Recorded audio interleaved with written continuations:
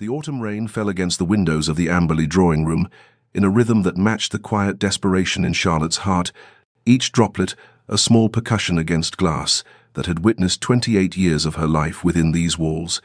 28 years that society had measured and found wanting. She sat in the corner nearest the fire, a book of astronomical observations open in her lap, though her eyes had long since ceased to follow the careful notations about Jupiter's moons, for the voices from the adjoining parlour carried through the half-open door with that particular clarity that comes when one is the subject of pitying conversation. 28, her Aunt Marguerite was saying, the words floating through the doorway like unwelcome ghosts. And not a single prospect this season. Vivienne, you must face the truth of it.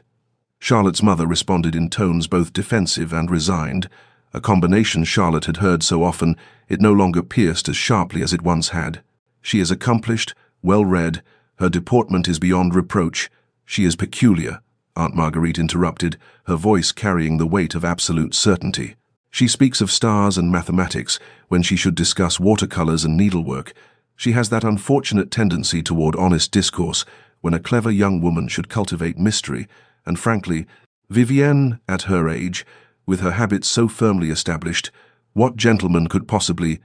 The sentence remained unfinished, but its meaning hung in the air as complete as any constellation Charlotte had ever charted. She closed the book with careful precision, her fingers tracing the worn leather binding as if it might offer some comfort against the familiar ache that had settled in her chest like an old companion, unwelcome but known. The fire crackled, sending shadows dancing across the Persian carpet, and Charlotte found herself thinking, not for the first time, that there was a peculiar freedom in hopelessness, a strange liberation in accepting that the future society had prescribed for her marriage. Children, the management of a household under a husband's benevolent authority, would never materialize. She could pursue her studies of the heavens without the interruption of courtship, could order her days according to her own inclinations rather than a spouse's preferences, could exist in the margins of society's expectations, where the rules, mercifully, grew less stringent for those already judged failures. Yet beneath this philosophical acceptance lay something more complicated, a longing she refused to name even in the privacy of her own thoughts, a wondering about what it might be to be truly seen, to be chosen not despite her peculiarities, but because of them, to be loved for the precise qualities that made her unmarriageable in the eyes of the world. The rain intensified, and Charlotte rose from her chair, moving to the window where the grey London afternoon stretched before her like an uncertain promise, the city obscured by sheets of water that blurred the boundaries between earth and sky, solid and ephemeral, hope and resignation. The Duchess of Marlborough's ballroom glittered with 1,000 candles reflected in gilt mirrors, transforming the assembly into a kaleidoscope of silk and jewels, and of carefully orchestrated beauty, designed to facilitate the most important transaction of a young woman's life. And Charlotte stood at its periphery like a scholar observing a phenomenon she could catalogue but never truly join. She had perfected this position over the years, this careful placement, near enough to satisfy propriety's demands, yet far enough to avoid the scrutiny that inevitably led to pitying glances or, worse, the forced cheerfulness of matrons who spoke to her with the particular kindness reserved for the afflicted. The younger women swirled past in their pale muslins, their faces bright with hope and calculation, measuring each gentleman's title against his fortune, his looks against his temperament, playing the intricate game Charlotte had never quite mastered, had perhaps never truly wanted to master, though she could not deny the small ache that bloomed in her chest when she watched a young couple's eyes meet across the dance floor with that spark of genuine interest. Her mother stood across the room, her anxious gaze finding Charlotte every few minutes, each glance a silent plea that Charlotte might somehow, miraculously, transform into the kind of daughter who attracted suitable attention, who knew how to deploy a fan with coy precision, who could discuss nothing of consequence with an appearance of fascinated engagement. Near the refreshment table, Charlotte caught fragments of conversation from a cluster of debutantes, their voices carrying that particular pitch that suggested they wished to be overheard. 8 and 20, can you imagine? One whispered, her tone mixing horror with a certain smugness. My mother says she had her chances when she was younger, but she discouraged every gentleman with her talk of mathematics and celestial bodies, most inappropriate for a lady of quality. Another laughed, the sound like breaking glass. Perhaps she means to marry a telescope, since she seems to prefer their company to any gentleman's. Charlotte felt the familiar heat rise in her cheeks, not from shame precisely, but from the weary frustration of being perpetually misunderstood, reduced to a cautionary tale for girls barely out of the schoolroom. Her entire existence compressed into a warning about the dangers of female education and intellectual ambition. She moved toward the terrace doors with deliberate casualness, as though she sought air rather than escape, as though the ballroom had grown warm rather than unbearable. The October night received her with cool indifference, the stars overhead obscured by London's eternal haze, and she stood at the stone balustrade wondering, as she had wondered countless times before, whether the loneliness of spinsterhood was truly worse than the loneliness she suspected might exist within an ill-matched marriage, whether freedom from society's expectations might be its own form of contentment, whether she was brave enough to believe her own philosophy or merely skilled at constructing elaborate justifications for her failure to secure what every woman was supposed to want above all else. Charlotte had been on the terrace perhaps 10 minutes when she became aware of a presence in the ballroom doorway, a figure that drew her attention not through movement or sound, but through the peculiar quality of stillness he possessed,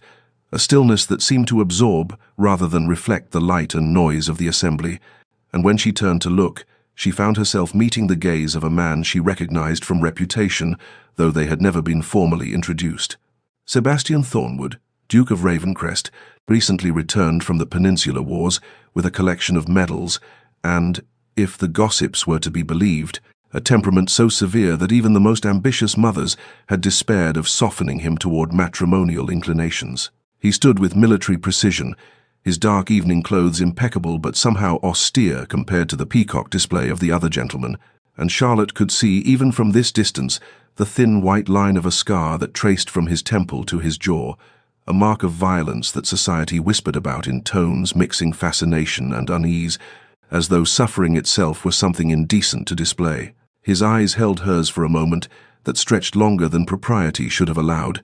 and Charlotte felt an unexpected flutter of something she could not quite name, not attraction precisely, for his face was too stern for conventional handsomeness, his bearing too forbidding for the kind of romance young women sighed over,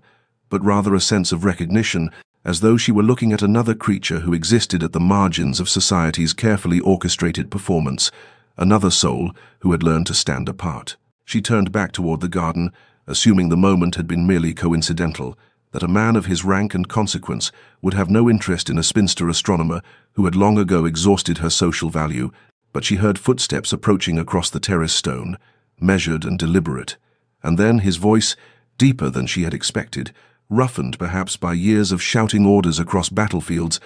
said, "Lady Charlotte Amberley, I believe, though we have not been properly introduced, an oversight I find myself wishing to remedy." Charlotte turned to find him closer than she had anticipated, near enough that she could see the shadows beneath his eyes that spoke of sleepless nights, the tension in his jaw that suggested pain carefully controlled, and she managed a curtsy that felt awkward under the intensity of his regard. "Your Grace, I am afraid you have the advantage of me, for while I know your name and reputation, I cannot imagine what has prompted this introduction, as I am quite certainly the least interesting person at this assembly." Something flickered across his face, too quick to interpret, and he said,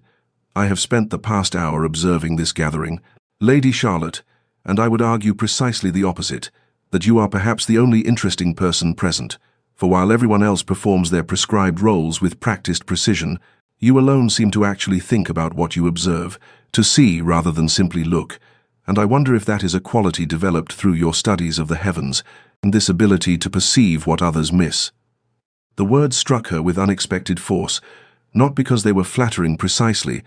but because they suggested he had been watching her with attention, had noticed something about her that went beyond the superficial judgment society usually rendered, and Charlotte found herself momentarily speechless, unsure whether to feel exposed or validated, whether this was some elaborate prelude to mockery or something she dared not even consider. Before she could formulate a response, the Duchess of Marlborough appeared in the doorway with the unerring instinct of a hostess who senses the possibility of scandal, and the formal introduction was made with all proper ceremony, though Charlotte barely heard the words, too aware of the Duke's continued gaze, too confused by the strange intensity of this encounter that ended as abruptly as it had begun, when he bowed, murmured something about the pleasure of making her acquaintance, and withdrew back into the ballroom, leaving Charlotte on the terrace with her racing heart and the unsettling certainty that something had shifted, though she could not have said what or why, only that the Duke of Ravencrest had looked at her as though she were a puzzle he intended to solve, and she had no idea whether that prospect terrified or thrilled her more. The note arrived 2 days later, delivered by a footman in the Ravencrest livery, and Charlotte happened to be in the entrance hall when Matthews, their elderly butler, accepted it with the kind of grave dignity he reserved for correspondence from persons of the highest consequence,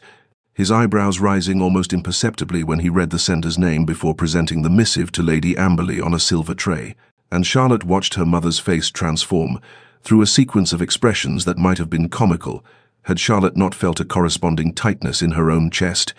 confusion, giving way to astonishment, giving way to something that looked dangerously like hope, as her mother read the brief message, requesting permission to call upon the family at their earliest convenience. "Charlotte," her mother breathed, her voice trembling with barely suppressed excitement, "the Duke of Ravencrest wishes to call upon us, upon you specifically. He mentions having made your acquaintance at the Marlborough Ball and desiring to further the connection. Oh, my dear girl, I can scarcely believe it. A duke, and such a duke, with all his consequence and fortune. Why should he single you out unless he means to? But I mustn't presume. Yet surely he would not request a formal call if his intentions were not serious. We must prepare the drawing-room. We must ensure everything is perfect. Perhaps you should wear your blue silk. It brings out your eyes, though of course it hardly matters what you wear when a gentleman is truly interested, but we must make the best impression possible." Charlotte felt as though she were watching the scene from a great distance, her mother's words washing over her in a tide of anxious optimism, while her own mind spun through a dozen possible explanations for the Duke's request, none of them particularly flattering to herself. Perhaps he had been commissioned by some friend to assess whether the rumors of her oddness were accurate. Perhaps he collected curious specimens of humanity, the way some gentlemen collected fossils or pressed flowers. Perhaps this was some elaborate wager or cruel entertainment, designed to mock the pretensions of a woman who had dared to pursue interests beyond her prescribed sphere, and Charlotte found herself constructing elaborate defenses against the humiliation she felt certain must be approaching, steeling herself against hope, because hope had always seemed to her the most dangerous of emotions, the one most likely to leave a person shattered when reality inevitably failed to match imagination's promises. Her father emerged from his study with the afternoon paper still in hand, summoned by her mother's barely coherent exclamations, and he listened to the news with the measured consideration he brought to all matters of import, before saying, with characteristic understatement, "Well, Charlotte, it seems you have made an impression on the Duke of Ravencrest, though I confess I am as surprised as your mother. Not because I doubt your worthiness, you understand, but because Ravencrest has shown no interest in matrimonial pursuits since his return from the wars. The betting books at White's had him listed as a confirmed bachelor. Yet here we are, and I suppose we must receive him with all proper courtesy and see what develops from this unexpected turn." The waiting began then, the 3 days until the appointed visit, stretching out with excruciating slowness, while Charlotte's mother fretted over every detail of preparation, and Charlotte herself oscillated between a cautious, almost painful stirring of possibility and a grim certainty that she was setting herself up for disappointment, that whatever the Duke's reasons for this call, they could not be what her mother so desperately hoped, what Charlotte herself hardly dared to imagine, and she spent the intervening time attempting to fortify herself against whatever revelation or humiliation awaited, reminding herself that she had learned to live without expectations, that she had made peace with her solitary existence, that nothing this Duke could say or do would truly wound her if she simply refused to let it matter, though even as she constructed these mental fortifications, she found herself standing before her mirror more often than usual, studying her reflection with new uncertainty, wondering what he had seen when he looked at her on that terrace, wondering if she had the courage to face whatever truth this visit would bring. The Duke of Ravencrest arrived precisely at the appointed hour, his punctuality somehow unsurprising given his military background, and Charlotte found herself positioned on the settee in the drawing-room, with her mother stationed nearby like a watchful sentinel, her father, having elected to remain present for the proprieties, though he had positioned himself by the window with studied nonchalance, and when Matthews announced the Duke, Charlotte felt her heart perform an uncomfortable acceleration that she immediately attempted to suppress, reminding herself that this visit could mean nothing, that she must guard against the dangerous flowering of hope. Yet when Sebastian entered the room, she found herself searching his face for some indication of his purpose, and finding only that same severe composure, that carefully maintained reserve, that revealed nothing of his inner thoughts or motivations. The conversation began with the expected formalities, her mother inquiring after his health and the comfort of his London residence, Sebastian responding with courteous brevity, and Charlotte observed the interaction with a strange sense of detachment, as though she were watching a play in which she had somehow been cast without learning her lines, uncertain when she might be called upon to speak or what she might be expected to say. When her mother finally, with transparent intent, asked Charlotte to pour the tea, she was grateful for the occupation of her hands, the familiar ritual of china and silver that gave her something to focus upon besides the Duke's steady gaze, which she could feel even when she was not looking directly at him, a weight of attention that seemed to demand something she did not know how to give. "Lady Charlotte," Sebastian said, and his voice carried a gentleness that seemed at odds with his austere appearance. "Your mother mentioned in her response to my request that you possess a keen interest in astronomical observation, a pursuit I confess I find far more admirable than the usual accomplishments young ladies are encouraged to cultivate." Charlotte handed him his teacup with hands that trembled only slightly, meeting his eyes for the first time since he had entered the room, and she said, keeping her voice carefully neutral, "I am afraid society does not generally share your assessment, Your Grace, as most consider my interest in the stars to be merely another mark of my peculiarity, another indication that I have failed to develop the proper feminine sensibilities." Something shifted in his expression, a softening around his eyes, that made the scar on his face seem less a mark of violence and more a story she suddenly wished to know, and he replied, "Then society reveals its own limitations rather than yours, for surely the contemplation of celestial mechanics requires both intellectual rigor and imaginative capacity, qualities that strike me as far more valuable than the ability to execute a perfect watercolor or play the pianoforte adequately." Charlotte felt her carefully constructed defenses waver at this unexpected validation, and she found herself saying, with more honesty than she had intended, "I have recently been studying the work of Caroline Herschel, attempting to understand her methods of comet detection, though I confess the mathematics sometimes exceed my capabilities." She had expected polite acknowledgement, perhaps a gentle redirection to safer topics, but instead, Sebastian leaned forward slightly, his attention sharpening, and he said, "Herschel's work is remarkable, particularly her systematic approach to sky surveys, though I wonder if you have encountered the same frustration I have with her published calculations, which seem to assume a level of prior knowledge that makes them difficult to follow without additional reference materials." The conversation that followed was unlike anything Charlotte had experienced in a social call, a genuine exchange of ideas about parallax measurements and orbital mechanics that left her mother looking bewildered and vaguely alarmed, as though she feared this unseemly display of learning might somehow damage Charlotte's prospects. Yet Sebastian seemed not only comfortable with the discussion but energized by it, his severe features animating in a way that made Charlotte suddenly see the man beneath the facade of ducal reserve, and when he noticed the volume of Lalande's astronomical tables on the side table where Charlotte had left it that morning, he asked if he might examine it, and she watched as he turned the pages with obvious familiarity, commenting on particular passages that had proven useful in his own observations, and Charlotte realized with a start that this was not polite pretense, that the Duke of Ravencrest genuinely shared her passion for the stars, and the recognition sent a flutter of something dangerous through her chest, something that felt terribly like hope, despite all her resolutions against it. The visit lasted precisely the acceptable duration, neither too brief to suggest disinterest, nor so extended as to breach propriety, and when Sebastian took his leave, bowing over Charlotte's hand with formal courtesy, he said, "I have found this conversation most illuminating, Lady Charlotte, and I hope I might have the privilege of continuing our discussion of astronomical matters at some future occasion." And Charlotte could only nod, unable to trust her voice, watching as he departed with that same military precision, leaving her more confused than ever about his intentions, wondering if what had just transpired was merely intellectual companionship between fellow enthusiasts, or something that might possibly, impossibly, be the beginning of something more profound, and finding herself afraid to examine too closely which possibility frightened her more. Weeks passed in a strange suspension between possibility and restraint, the Duke calling twice more at the Amberley residence with scrupulous propriety, their conversations circling around astronomy and literature, while her mother watched with barely concealed anxiety, and Charlotte found herself caught between the dangerous warmth of genuine intellectual companionship and the persistent conviction that she must not allow herself to believe this could lead to anything beyond polite acquaintance.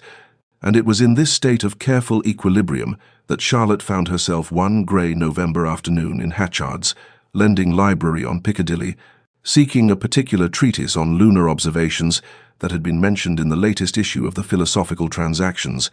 navigating between the tall shelves with the familiar comfort of someone who had spent countless hours in this sanctuary, when she turned the corner into the astronomy section and discovered Sebastian standing before the very shelf she had intended to search, his tall frame slightly bent as he examined the spine of a volume with the focused attention she had come to recognize as characteristic of his approach to matters of genuine interest. She froze, uncertain whether to announce her presence or retreat quietly, but he must have sensed her approach because he turned, and she watched that familiar sequence of recognition cross his features,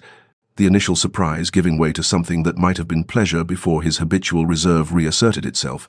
though not quickly enough to conceal the fact that her appearance had affected him in some way she could not quite interpret. "Lady Charlotte," he said, his voice carrying clearly in the hushed space between the shelves, "I confess I had not expected to encounter anyone of my acquaintance here, much less someone seeking the same obscure corner of natural philosophy that currently occupies my attention." Charlotte felt her careful composure slip slightly at the informality of this unexpected meeting, no mothers or chaperones hovering nearby to dictate the boundaries of acceptable conversation, and she found herself saying with more honesty than she might have managed in a drawing room, "I have always found libraries to be the truest refuge. Your Grace, the only places where one's intellectual pursuits are celebrated, rather than merely tolerated as eccentric peculiarities." Something in his expression shifted, a softening she had glimpsed only once before during their discussion of Herschel's work, and he replied, "Then we share yet another uncommon preference, for I too have found more genuine companionship among these shelves than in most ballrooms or dinner parties, though I suspect society would consider us both rather odd for holding such an opinion." They spoke then of the lunar treatise she had been seeking, which he had already examined and found disappointingly superficial in its treatment of libration effects, and the conversation evolved naturally into a discussion of observational techniques and the challenges of maintaining consistent records across varying atmospheric conditions, and Charlotte realized with a start that they had been talking for nearly a quarter hour, entirely alone, save for the distant presence of the shop clerk, and that Sebastian had shed some measure of his careful formality, his responses growing more animated as they debated the merits of various astronomical instruments, and when he smiled, truly smiled at something she said about the absurdity of attempting observations during London's perpetually cloudy winters, the transformation of his scarred features was so complete, so genuine, that Charlotte felt something crack in the careful defenses she had constructed around her heart, felt hope slip through like light through a suddenly opened door, and she knew in that moment that she was in terrible danger of allowing herself to believe that this severe, brilliant, impossibly complicated man might actually see her as something more than merely an interesting conversational partner, might possibly, impossibly, be developing feelings that matched the ones she was desperately trying not to acknowledge in herself. The morning after their encounter at the library, Charlotte resumed her customary walk through Hyde Park, with her maid following at a respectful distance, the December air crisp enough to sting her cheeks as she followed the familiar paths beneath trees that had long since shed their leaves, and she was contemplating the conversation about lunar libration when she rounded the bend near the Serpentine and discovered Sebastian standing beside the water, his tall figure unmistakable even at a distance, and when he turned at the sound of her approach, she saw no surprise in his expression, only a quiet certainty that suggested this meeting was not accidental, but intentional, and her heart performed that now familiar acceleration even as her mind cautioned against reading too much into his presence. He greeted her with formal courtesy, inquiring after her health and requesting permission to walk with her if she found such company acceptable, and Charlotte found herself agreeing despite the voice in her head, warning that this development carried dangers she was not prepared to face, and they began walking the circuit of the park with her maid trailing behind, close enough to satisfy propriety but distant enough that their conversation remained private.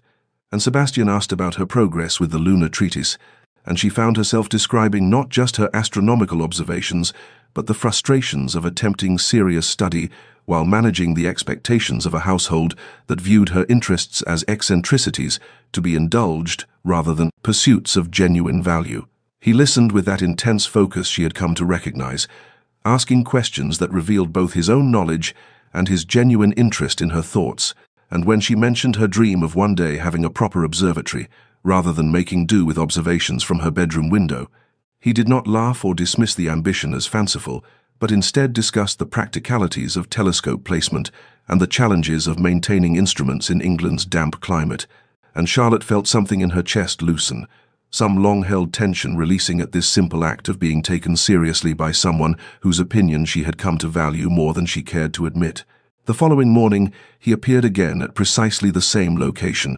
and when Charlotte expressed surprise at the coincidence, he said with that slight softening of his severe features that she had learned to interpret as amusement,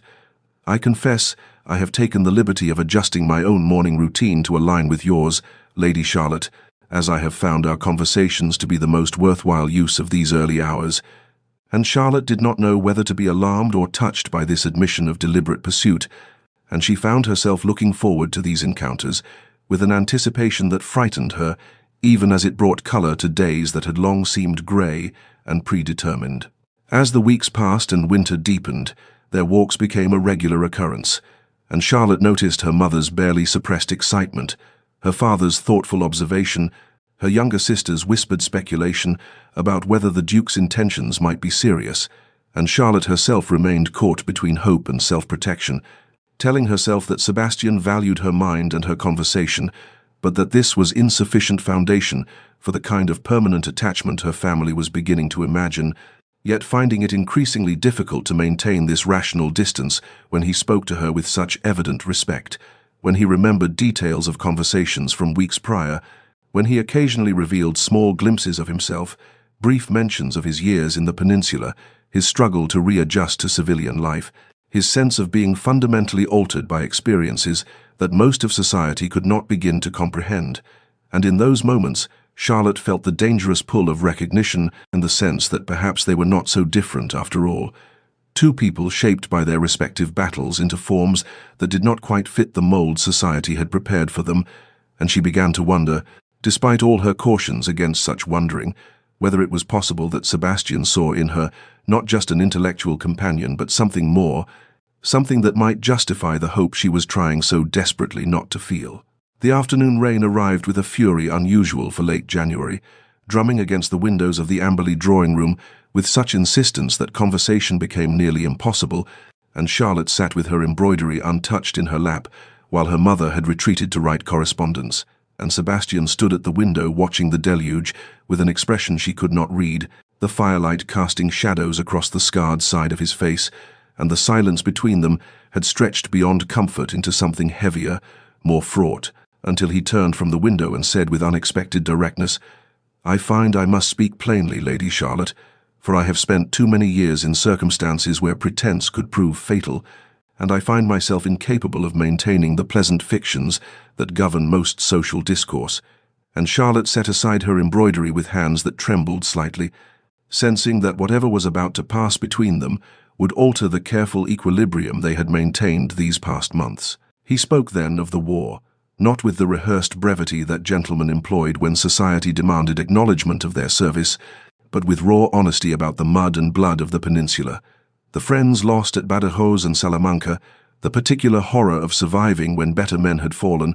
and Charlotte watched his hands clench and release as he described returning to England to find himself fundamentally changed, unable to take pleasure in the pursuits that occupied his peers, unable to tolerate the triviality of most conversation, haunted by memories that erupted without warning and left him gasping in rooms that suddenly felt too small, too close, and he said, "I tell you this not to inspire pity, which I cannot bear, but because I find myself weary of allowing people to believe my reserve is mere arrogance or coldness, when in truth it is simply that I no longer know how to exist in a world that has not seen what I have seen, that cannot comprehend what it means to carry such weight. Charlotte felt tears prick her eyes, not from pity but from recognition, and she found herself speaking with equal honesty about her own battles, the slower violence of being dismissed and diminished, of watching society decide her worth based solely on her failure to secure a husband by an arbitrary age, and of the particular loneliness of being simultaneously visible and invisible, present in rooms yet fundamentally unseen. And she told him what she had never articulated even to herself, that she had learned to protect herself through resignation, through convincing herself that she did not want what was clearly not meant for her, through building walls of intellectual pride around the vulnerable truth that she longed desperately to be chosen, to be valued, not despite her unconventional mind, but because of it. "I understand,"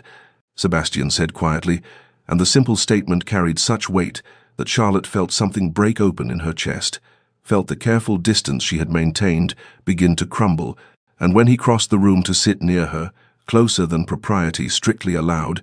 she did not draw away but instead met his gaze directly, seeing in his scarred face and haunted eyes a mirror of her own hidden wounds, and he said, "We are both, I think, casualties of different wars, shaped by our respective battles into forms that society finds difficult to categorize or accept," and Charlotte nodded, unable to speak past the tightness in her throat, and they sat in the firelight, while the rain continued its assault on the windows, two damaged souls recognizing in each other not the promise of healing but something perhaps more valuable, the possibility of being truly seen and accepted without pretense or apology. And Charlotte understood in that moment that whatever happened next, this afternoon had irrevocably changed something between them, had created a bond of mutual understanding that transcended the careful boundaries of courtship and touched something far more fundamental and far more dangerous to the careful resignation she had cultivated for so many years. Spring arrived with unexpected gentleness, coaxing the Amberley garden into reluctant bloom, and Mrs. Amberley seized upon the mild weather as justification for a garden party, inviting a carefully selected group of acquaintances to admire the early roses and take refreshment on the terrace, and Charlotte suspected her mother's true motivation lay in providing Sebastian with yet another opportunity to demonstrate his continued interest before the watchful eyes of society, a suspicion confirmed by her mother's particular attention to Charlotte's appearance that morning, insisting she wear the pale green muslin that brought out the color of her eyes, and arranging her hair with more care than usual, and Charlotte submitted to these ministrations with a mixture of resignation and nervous anticipation, for she had sensed a shift in Sebastian's manner during their most recent encounters, a new intensity in his gaze, a particular weight to certain silences that suggested he was building towards something she both longed for and feared with equal measure. The party proceeded according to the predictable rhythms of such gatherings, guests exclaiming over the roses and the unseasonable warmth, her mother moving through the crowd with determined graciousness, while Charlotte remained largely on the periphery, exchanging pleasantries when required, but finding her attention drawn repeatedly to Sebastian, who stood in conversation with her father near the fountain, and she noticed how he periodically glanced in her direction, and when their eyes met across the garden, he gave an almost imperceptible nod before excusing himself from her father and moving purposefully toward her, and Charlotte felt her pulse accelerate as he approached, some instinct telling her that whatever was about to occur would prove significant beyond the ordinary parameters of a spring afternoon. He requested, with exquisite formality that somehow emphasized rather than diminished the weight of the moment, whether she might grant him a few moments of private conversation in the rose garden, away from the general gathering, and Charlotte agreed despite the sudden tightness in her chest, despite the voice in her head, cataloguing all the ways this might end in humiliation or heartbreak, and they walked together along the gravel path that led to the enclosed garden, where her mother's prize roses bloomed in profusion, the scent almost overwhelming in the warm air, and her maid followed at a distance that satisfied propriety while allowing them the illusion of privacy. And when they reached the bench beneath the arbor, Sebastian did not immediately sit, but instead stood before her with an expression that combined determination and something that looked almost like vulnerability, and Charlotte found she could scarcely breathe as she waited for him to speak. "Lady Charlotte," he began, his voice carrying the same careful control he employed when discussing matters of great import, "I find myself in a position I had not anticipated when I returned to England last autumn, for I had convinced myself that certain experiences had rendered me unsuitable for the ordinary pursuits of civilian life, that the war had damaged me beyond repair for domestic happiness, yet in these months of knowing you, I have come to understand that what I believed was damage was merely the shedding of tolerance for superficiality, for pretense, and for the empty performances that society mistakes for genuine connection. And Charlotte felt tears prick her eyes, even as her mind struggled to accept what his words seemed to imply, and he continued, speaking with increasing fervor about her remarkable mind, her courage in maintaining her authentic self, despite society's dismissive judgment, her refusal to diminish her intellect or her interests to accommodate others' expectations, and he said with devastating directness, "You have shown me that it is possible to exist in this world without compromise, without pretending to be less than what one is,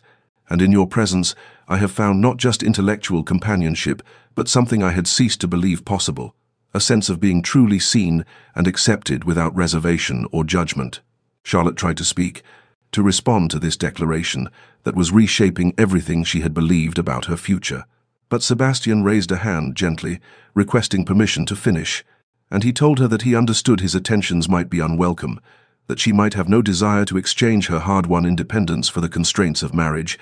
but that he needed her to know that his regard for her had transcended mere admiration and become something far deeper, something that made the thought of continuing through life without her seem unbearably bleak, and though he stopped short of an explicit proposal, his intention was unmistakable. And Charlotte stood frozen between terror and exhilaration, between the instinct to protect herself through rejection and the dangerous temptation to believe that perhaps, against all probability, she had found someone who valued her not despite her unconventional nature, but because of it, and in that rose-scented garden with spring blooming around them and her careful defenses crumbling, she felt the full weight of hope, terrifying and intoxicating in equal measure, and knew that whatever she said next would determine the entire course of her future. Charlotte's fragile hope lasted precisely 4 days before reality asserted itself in the formidable person of Lady Beatrice Thornwood, the Dowager Duchess of Ravencrest, who arrived at the Amberley residence on a Thursday afternoon with the announced intention of paying her respects, but whose tight-lipped expression and steely gaze suggested purposes far less courteous, and Charlotte's mother received her with anxious deference, while Charlotte herself felt a cold presentiment settle in her stomach as the dowager's eyes swept over her with obvious assessment and found her wanting, and the conversation proceeded with brittle civility until Mrs. Amberley was called away to attend to some household matter, leaving Charlotte alone with Sebastian's aunt, who wasted no time in dispensing with pretense and stated with devastating directness that she had come to discuss the unsuitable attachment her nephew had formed with a woman who was, to speak plainly, far too old to be considered a viable candidate for Duchess. For at 28, Charlotte was well past the age when childbearing could be considered reliable, and the Thornwood line required heirs, multiple heirs if possible, which a woman of Charlotte's advanced years could hardly guarantee. And furthermore, while the dowager acknowledged that Charlotte possessed a certain intelligence, she lacked the accomplishments and social graces that befitted the position of Duchess, having never been trained for such responsibilities, and having spent her years developing her mind rather than the skills necessary for managing a great household and navigating the complexities of high society. Charlotte listened with a composure that required every ounce of discipline she possessed, her hands folded in her lap to hide their trembling, while the dowager continued her litany of objections, noting that Sebastian had endured enough hardship in the war without shackling himself to a marriage that would subject him to whispers and speculation about why he had chosen so poorly when he might have had his pick of accomplished young women from the finest families. And though the dowager phrased her concerns as solicitude for Sebastian's welfare, Charlotte heard beneath the elegant language the unmistakable message that she was considered unworthy, insufficient, a source of potential embarrassment rather than pride. And when the dowager finally departed with a dismissive nod, Charlotte sat alone in the drawing room, fighting against the tears that threatened to overwhelm her carefully maintained control, and it was in this state that she found herself an hour later ascending the stairs, when she heard raised voices from her father's study, recognizing Sebastian's controlled baritone and his aunt's sharp tones, and she stopped on the landing, knowing she should not listen yet unable to prevent herself from hearing the dowager's damning assessment repeated, hearing her own inadequacies enumerated with brutal precision, but then hearing Sebastian's response, his voice cutting through his aunt's objections with uncharacteristic heat as he declared that Charlotte's age was irrelevant, that her mind was worth more than a dozen accomplished young misses who could do nothing but simper and play indifferent pianoforte, that if his aunt believed he had survived the horrors of war only to enter a marriage based on breeding potential and social standing rather than genuine regard, then she understood nothing of what he had learned from watching men die for causes they barely comprehended, and Charlotte pressed her hand against the wall for support as she heard him defend her with a passion that made her chest ache. Yet even as her heart soared at his fierce advocacy, her mind was already working through the implications, understanding with terrible clarity that his association with her would subject him to exactly the kind of scrutiny and criticism that the dowager had articulated, that she would always be seen as the aging spinster who had somehow ensnared a duke, that his choice would be questioned and doubted.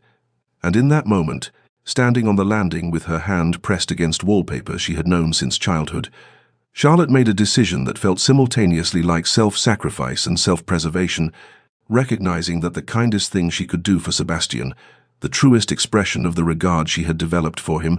would be to release him from an attachment that would diminish rather than enhance his standing. And though the decision felt like tearing something vital from her chest, she knew with absolute certainty that she could not allow him to bind himself to her out of stubborn principle or misplaced honor when the world would judge him harshly for the choice, and she would spend their life together wondering whether he regretted his defiance of convention, whether he looked at younger women and thought of the heirs she might fail to provide, whether his defense of her masked a growing resentment that would poison whatever affection existed between them. Charlotte sent word the following morning requesting an audience with Sebastian,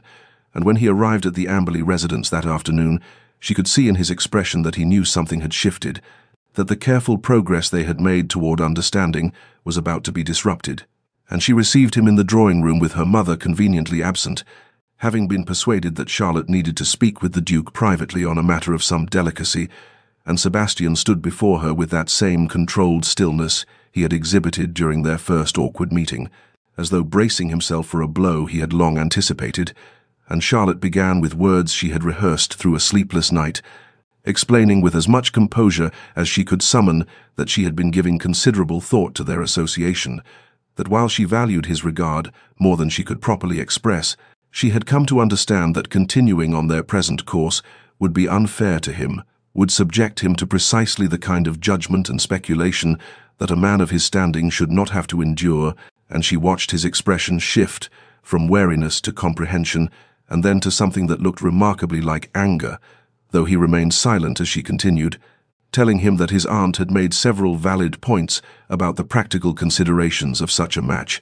about the expectations that came with his position, about the advisability of choosing a wife who could fulfill the duties required of a duchess without the complications her age and unconventional nature would inevitably bring,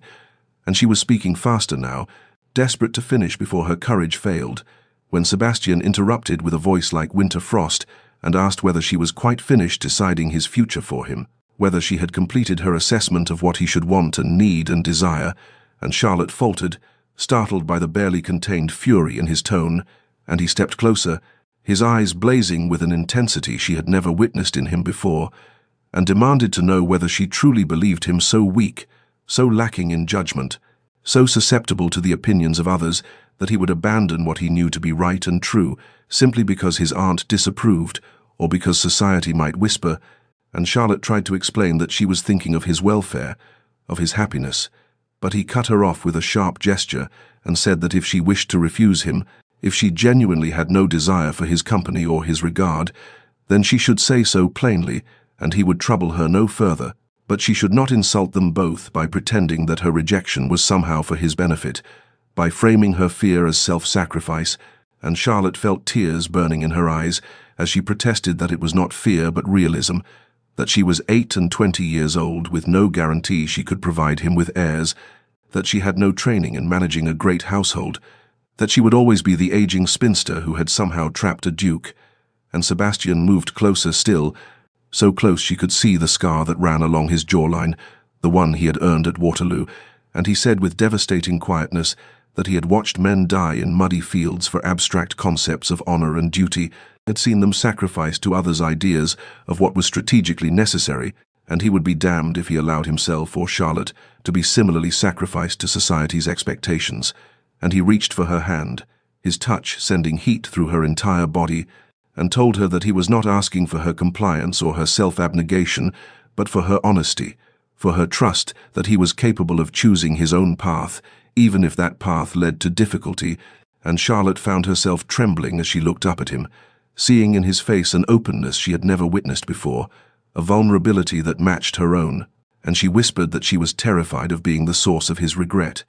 terrified that in 5 years or 10 he would look at her and wish he had chosen differently. And Sebastian's expression softened as he raised his hand to her face, his thumb brushing away a tear that had escaped despite her efforts at control, and he said that the only regret he could imagine was the regret of letting fear dictate his choices, of allowing society's judgment to rob him of the one person who had made him feel truly alive since his return from the war. And they stood there suspended in a moment that seemed to exist outside normal time,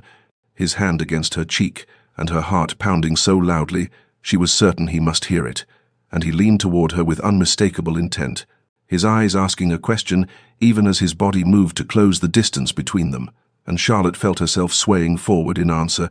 every rational objection dissolving in the face of overwhelming desire, and their lips were a breath apart when the drawing-room door opened abruptly, and her mother's voice called out an apology for the interruption, having forgotten her embroidery, and the moment shattered like dropped crystal, and Sebastian stepped back with visible effort, while Charlotte pressed her hand to her chest, as though she could physically slow her racing heart, and in the awkward aftermath of nearly consummated desire and her mother's oblivious chatter about the weather, Charlotte understood with absolute clarity that whatever decision she made about their future, it could no longer be based on abstract considerations of propriety or duty, for something fundamental had shifted between them, something that could not be dismissed or denied or sacrificed to fear, no matter how reasonable that fear might be. The silence that followed Sebastian's departure that afternoon was not the comfortable quiet of understanding, but rather the hollow absence of something vital. And though Charlotte told herself she had made the necessary choice, the rational choice, the selfless choice, the weight of that decision settled over her like November fog, thick and inescapable, and when a week passed without word from him, she felt vindication mixed with devastating loss. And when that week became 2 and then 3, and then an entire month, she understood with absolute finality that he had accepted her judgment, had taken her rejection at face value despite his protests, and the relief she had expected to feel at having spared him, future regret never materialized, replaced instead by a grief so profound it shocked her with its intensity, for she had not realized until its absence how much light his presence had brought into her carefully managed existence, how much she had come to anticipate their conversations, the way he looked at her as though truly seeing past the surface dismissals to something worthwhile beneath. And her family's response to the cessation of his visits moved through stages from concern to confusion to resignation, her mother's anxious questions eventually giving way to the same pitying glances Charlotte had endured. Before Sebastian's attention had briefly elevated her status, and autumn arrived with its customary grey skies and early darkness, the season mirroring the melancholy opening of her story as though time itself had circled back to the beginning, erasing the spring and summer of tentative hope as completely as fallen leaves obscured the garden paths. And Charlotte found herself once again in her familiar position by the drawing-room window on rainy afternoons, watching water streak, the glass and feeling the weight of her 28 years pressing upon her with renewed force. Except now, she carried the additional burden of knowing precisely what she had surrendered, and of understanding the difference between never having hoped and having tasted possibility, only to watch it dissolve, and she threw herself into her astronomical observations with almost desperate focus, spending long nights at her telescope recording the movements of celestial bodies with meticulous precision,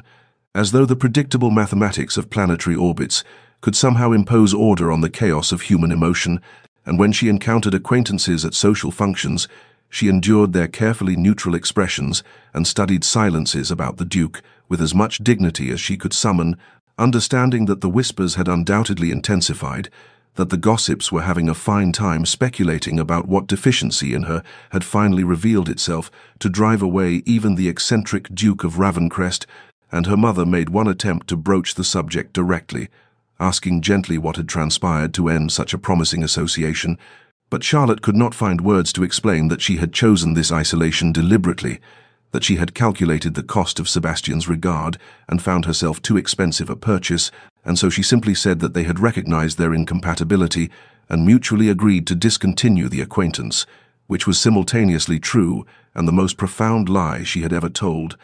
And as October gave way to November and the social season began in earnest, Charlotte settled back into her role as permanent wallflower, with a resignation that felt both familiar and utterly foreign, for she had briefly imagined a different future, had allowed herself to envision standing beside Sebastian as his equal, rather than hovering at the margins of society as its peculiar specimen, and the return to her previous existence felt less like homecoming than exile,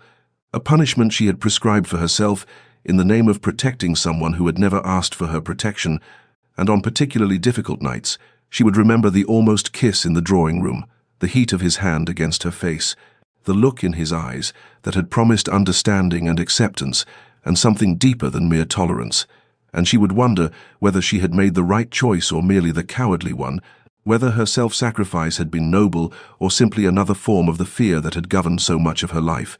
But there was no retrieving the decision now, no way to undo the separation she had initiated, and so she bore the weight of her sacrifice in silence, while autumn deepened into early winter, and the world continued its indifferent rotation without regard for the breaking of one spinster's heart. The invitation arrived on a grey December morning, when Charlotte had largely ceased expecting anything beyond the predictable rhythm of her diminished social obligations, and she stood in the morning room holding the heavy cream paper with its royal seal, reading the formal script that commanded her presence at a reception to be held at St. James's Palace in honor of visiting foreign dignitaries, and her first instinct was to decline, to plead illness or family obligation, or any excuse that might spare her the ordeal of appearing before the assembled nobility as a specimen of failure. For surely everyone who attended would know of the Duke of Ravencrest's brief and inexplicable interest in the aging spinster Charlotte Amberley, would recall how that interest had evaporated as mysteriously as it had begun, and she could already imagine the pitying glances and carefully averted eyes,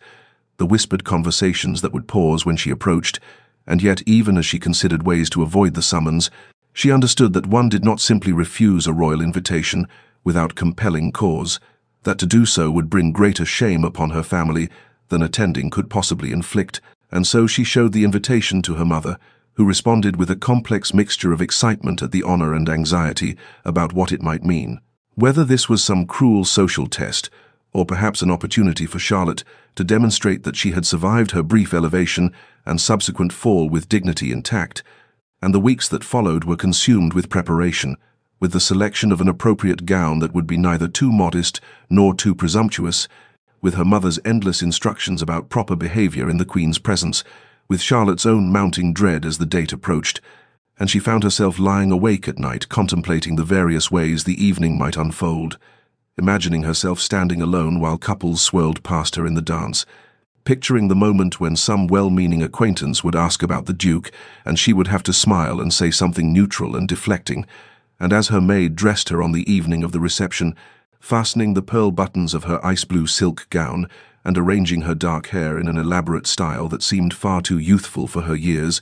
Charlotte looked at her reflection and saw a woman playing at belonging to a world that had made its judgment of her long ago, and the journey to the palace in the family carriage felt like a procession toward execution, her father making awkward attempts at encouragement while her mother fretted about protocol.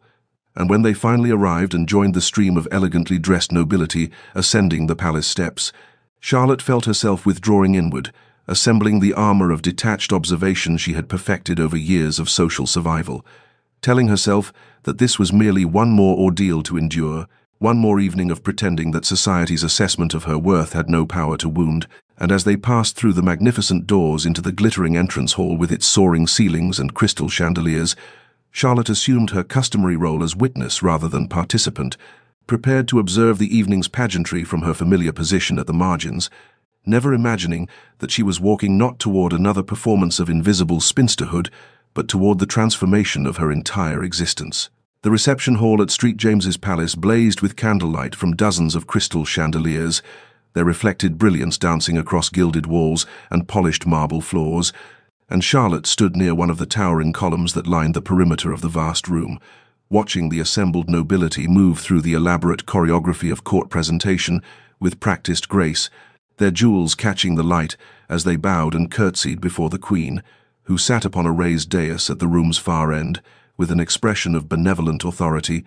And Charlotte had positioned herself as she always did at such gatherings, close enough to observe propriety, but sufficiently removed to avoid the necessity of forced conversation, her parents having drifted toward acquaintances after ensuring she was adequately situated, and she found herself cataloguing the familiar faces,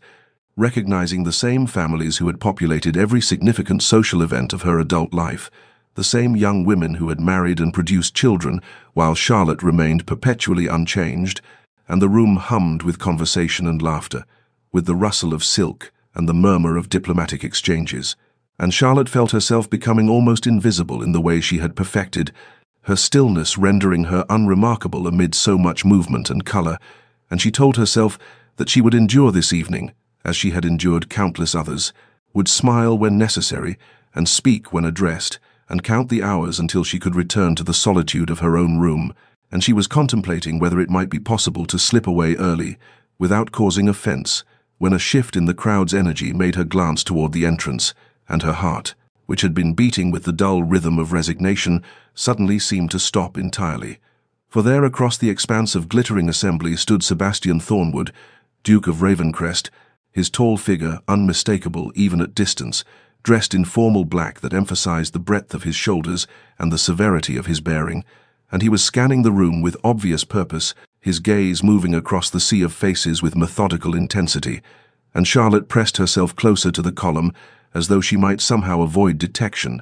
as though making herself smaller might prevent the inevitable moment when he would see her, and she felt panic rising in her chest, a desperate desire to flee warring with the paralysis that held her frozen in place,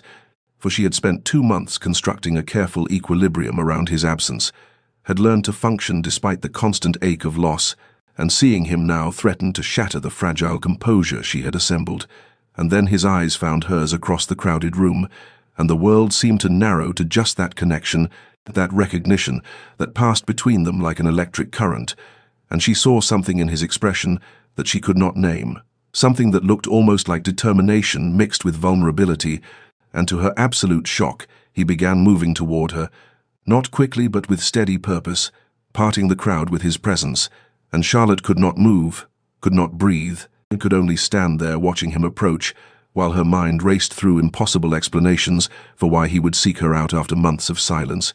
why he would acknowledge her so publicly when he had accepted her rejection, and she was aware of heads turning to track his progress, of whispers beginning to ripple through the assembly, as people noticed the Duke of Ravencrest crossing the room toward the unremarkable spinster by the column, and still he came, his eyes never leaving hers, and Charlotte felt tears threatening and fought them back, willing herself to maintain dignity whatever this encounter might bring,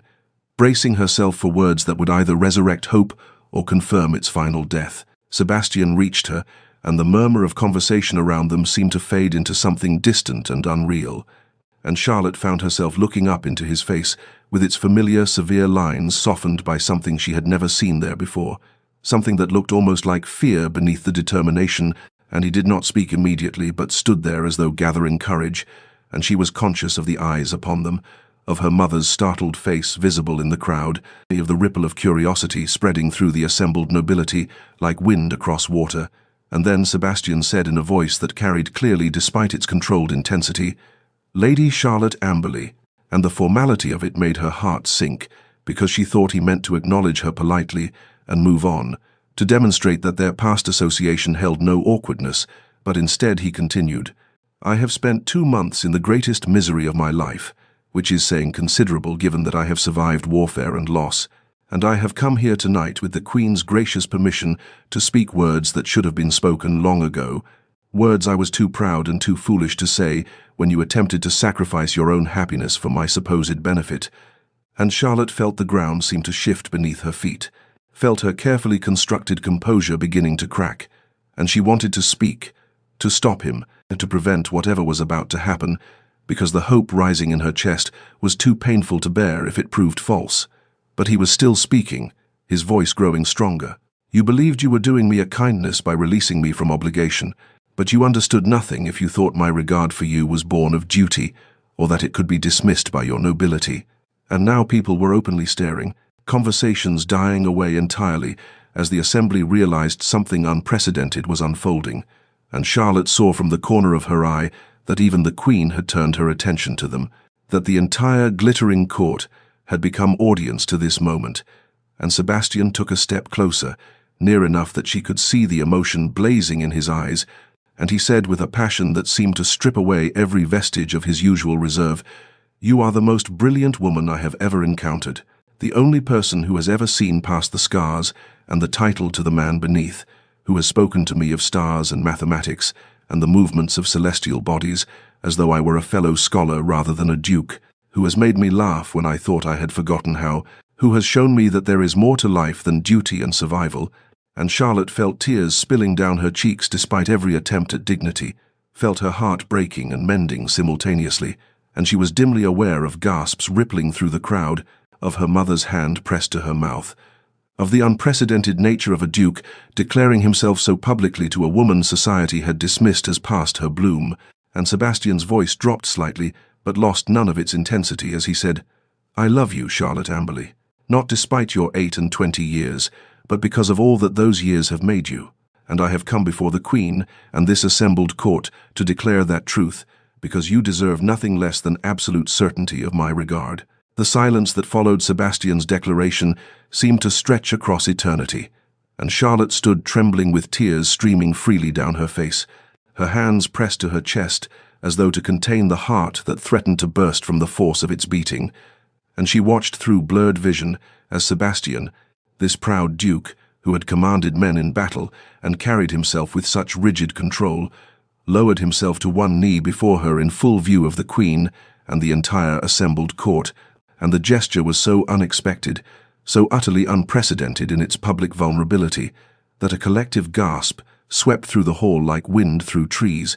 and Charlotte felt her breath catch as he looked up at her with an expression of such raw emotion that it stripped away every defense she had ever constructed. And he said in a voice that shook despite his obvious effort at steadiness, "I am not worthy of you, Charlotte Amberley, though I will spend my life attempting to become so, for you possess a brilliance of mind and spirit that society in its foolishness has failed to recognize. And I stand before you and before God and our sovereign not as a duke making a gracious offer to a woman of lesser station, but as a man humbled and awed by the extraordinary person you are, asking if you might possibly consent to accept my most ardent devotion." And he reached into his coat and withdrew a ring that caught the candlelight, a band of gold set with a deep blue sapphire surrounded by small diamonds, arranged in a pattern that Charlotte recognized with a start of wonder as the constellation Cassiopeia, and Sebastian said with something almost like pleading in his voice, "Will you marry me, Charlotte? Not because society expects it or duty demands it, but because I love you with every fiber of my being, and cannot imagine facing another day without you beside me." And Charlotte tried to speak, but found her voice had abandoned her entirely, tried to form words through the tears and the overwhelming surge of emotion that threatened to pull her under, and she was aware of the entire court holding its breath, of her mother weeping openly in the crowd, of the Queen leaning forward slightly on her throne with an expression of unmistakable approval, and Charlotte looked down at Sebastian kneeling before her with his heart laid bare, and felt something fundamental shift in her understanding of herself, felt years of internalized shame and resignation beginning to crack and fall away, like old paint from a restored masterpiece, and she realized that his love was asking her to see herself as he saw her, to accept that she was not too old or too plain or too scholarly, but rather exactly right, exactly enough, exactly herself. And with trembling hands she reached down to touch his face, her fingers tracing the scar along his jaw that she had come to love because it was part of his story, part of what had made him into the man who could see her truly. And she felt her voice returning, felt strength flowing back into her limbs, and she said with increasing clarity, "Yes, Sebastian Thornwood, I will marry you, not because you are a duke or because society has given its blessing, but because you have shown me what it means to be valued for one's true self, because you have taught me that love is not diminished by age or enhanced by youth, but is rather built on recognition and respect and genuine regard." And as he slipped the ring onto her finger with hands that shook, slightly,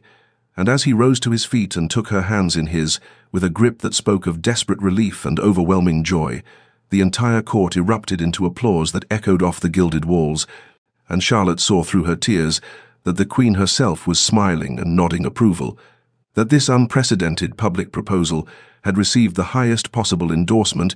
And when Sebastian pulled her close and pressed his forehead to hers, when he whispered words meant only for her ears about love and forever and coming home, Charlotte felt herself transformed not into someone new, but into someone finally, fully herself. The applause that filled the great hall seemed to wash over Charlotte like waves breaking upon a shore,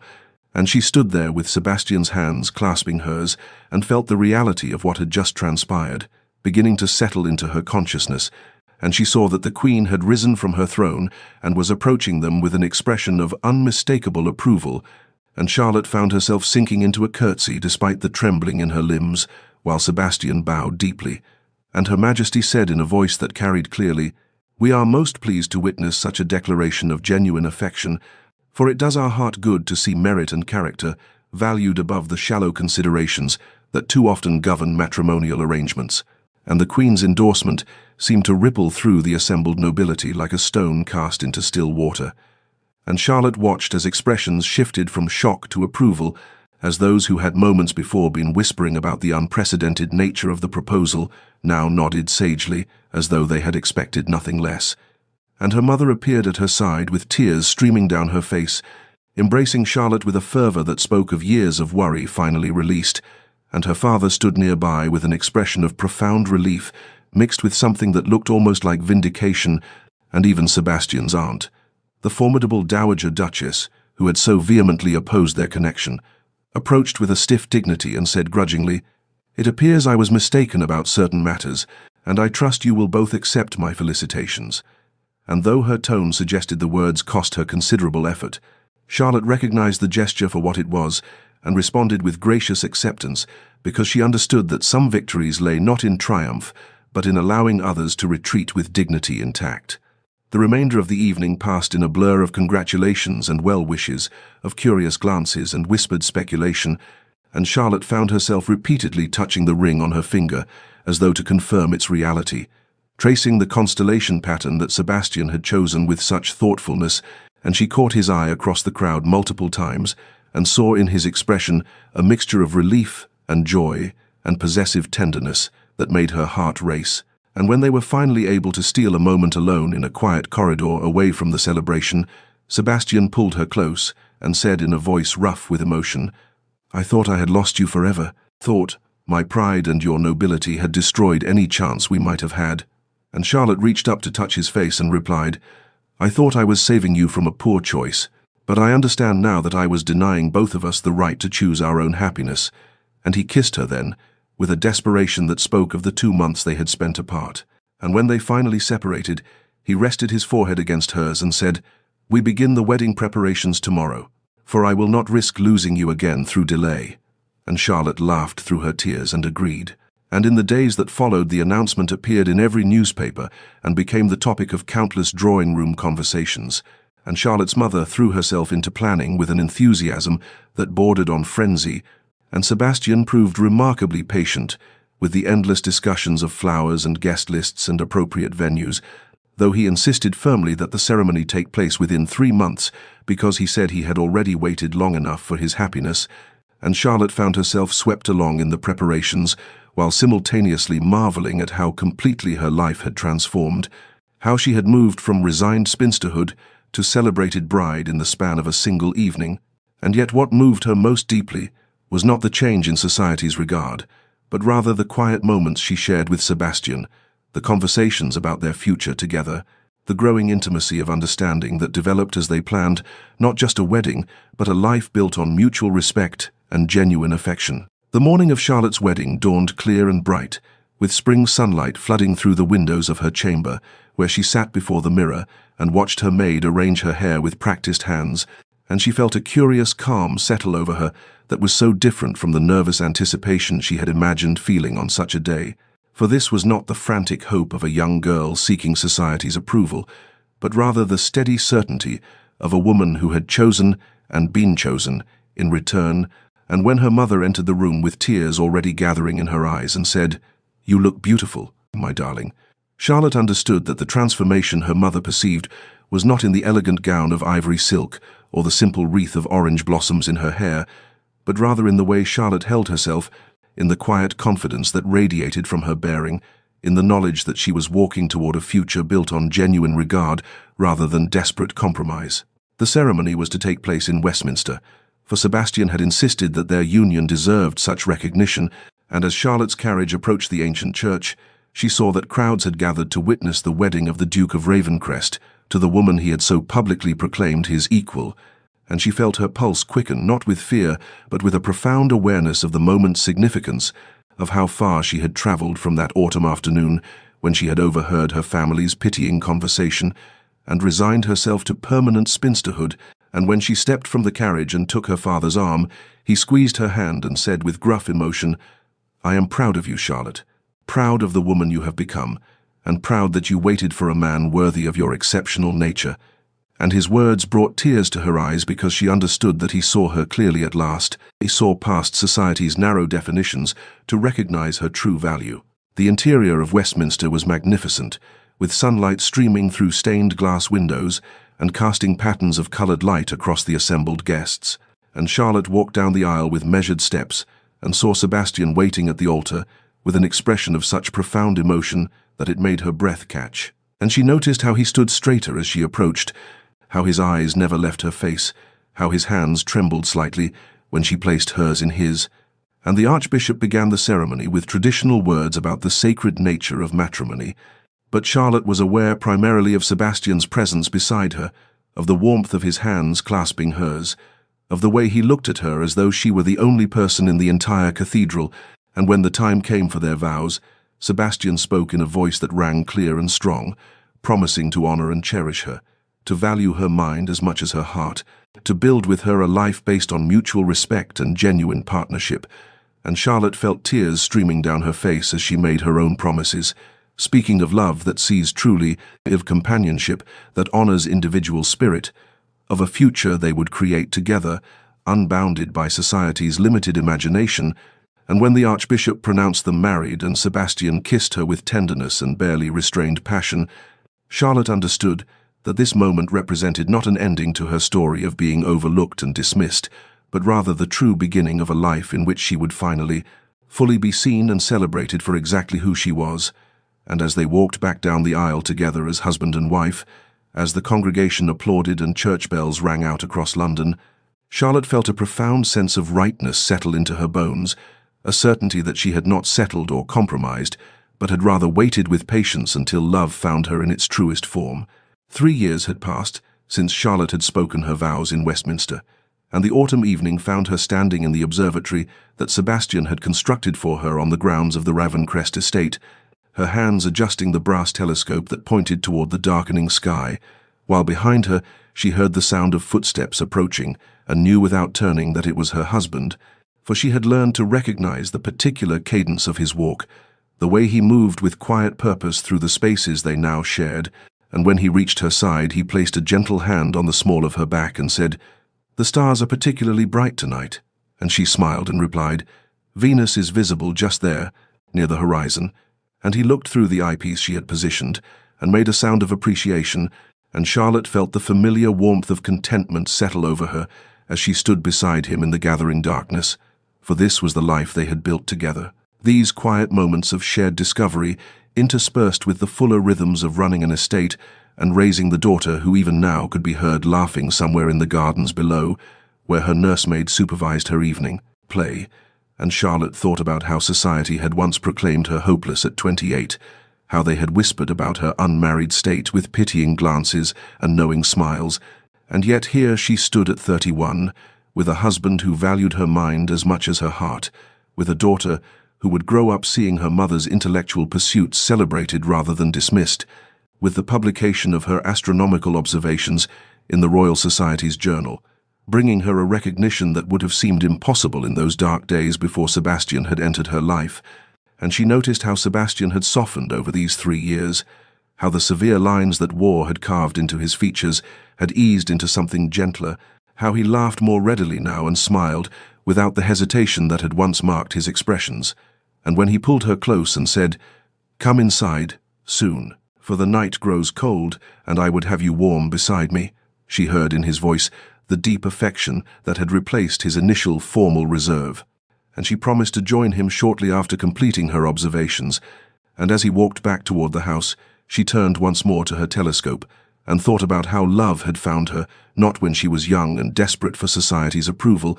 but rather when she had learned to value herself, when she had developed the strength to recognize genuine regard and the courage to accept it despite her fears. And through the observatory window, she could see the lights of Ravencrest Manor glowing warm against the darkness, could hear the distant sound of her daughter's laughter, mixing with Sebastian's deeper voice as he scooped the child up and carried her inside. And Charlotte understood with profound certainty that patience had brought her not to resignation but to joy. That waiting had allowed her to find not just any marriage, but the right one, built on foundations of mutual respect and authentic connection that would sustain them through all the years to come. Later that same evening, Charlotte stood at the window of their bedchamber, watching the stars emerge one by one against the deepening darkness, while Sebastian sat by the fireplace reading correspondence, and she thought about how this quiet domestic scene would have seemed impossible to her younger self, who had sat in her family's drawing room, listening to pitying conversations about her unmarried state, and she understood now that the timing of love's arrival mattered far more than society had ever acknowledged. For if Sebastian had appeared in her life when she was 18, and desperate for approval, she might have accepted him out of relief rather than genuine recognition, might have shaped herself to fit his expectations rather than standing firm in her own worth. And it was precisely because she had waited, because she had endured the whispers and the pitying glances and the slow erosion of society's hope for her, that she had developed the strength to recognize authentic regard when it finally presented itself, and the courage to accept it despite her fears. And she turned from the window to look at her husband, whose face was illuminated by firelight, and whose expression had softened into the contemplative gentleness that had replaced his earlier severity. And when he felt her gaze and looked up with a questioning smile, she crossed the room and knelt beside his chair, and took his hand in hers, and said nothing because no words were necessary to convey the profound gratitude she felt for the life they had built together. And Sebastian lifted her hand to his lips and kissed her fingers with tender reverence. And Charlotte thought about all the young women who even now sat in drawing rooms across London, believing themselves failures because they had not married by society's arbitrary deadline, and she wished she could tell them that patience was not resignation,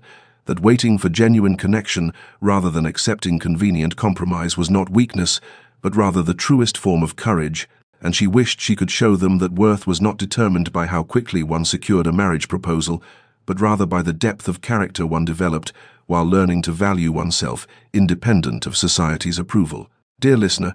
perhaps you too have felt the weight of time's passage, have heard the whispers that suggest your moment has passed, have struggled against the fear that waiting means losing, and if so, then let Charlotte's story remind you that love which arrives in its proper season brings with it a depth and authenticity that rushed connections can never achieve. For it is only when we have learned to value ourselves that we can recognize those who truly see us,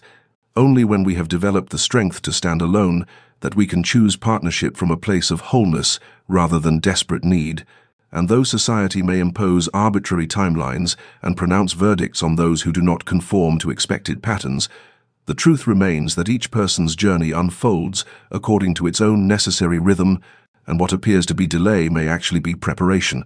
What seems like failure may actually be the cultivation of wisdom that will allow you to recognize and accept genuine love when it finally appears. And so, if you find yourself waiting while others around you seem to move forward with ease, if you struggle against the fear that your time has passed and happiness has eluded you permanently, then remember that Charlotte too believed herself hopeless at 28,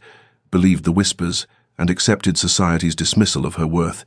And yet patience brought her not to resignation but to joy, not to compromise, but to a love built on foundations of mutual respect and authentic recognition that sustained her through all the years that followed. And may you too find the courage to wait for connection that honors your true worth. May you develop the wisdom to distinguish between convenient compromise and genuine partnership. May you trust that your story unfolds according to its own necessary timing.